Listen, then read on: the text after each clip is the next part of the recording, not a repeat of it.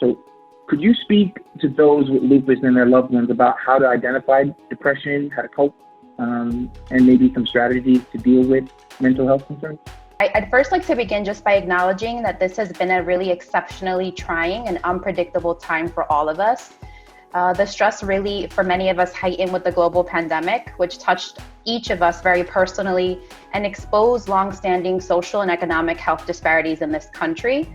This burden of stress, anxiety, and for many a sense of rage and hopelessness has really been further exacerbated by recent incidences of police violence against Black people and injustices among people of color.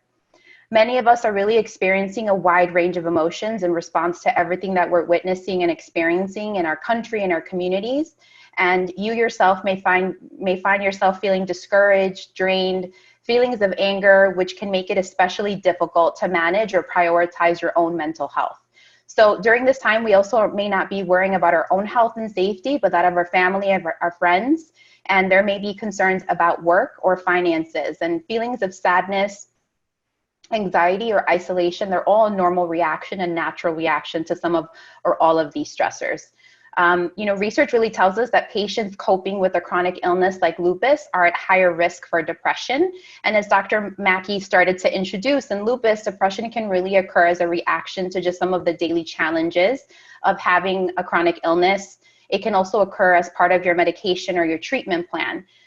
Clinical depression is also not very easily recognized in people with lupus because its symptoms and the symptoms of clinical depression can be closely mirrored. So for example, a lack of energy or trouble sleeping can be attributed to lupus, but are also symptoms of clinical depression. So as a mental health professional, I always tell my patients that caring for our mental health is just as important as our physical health.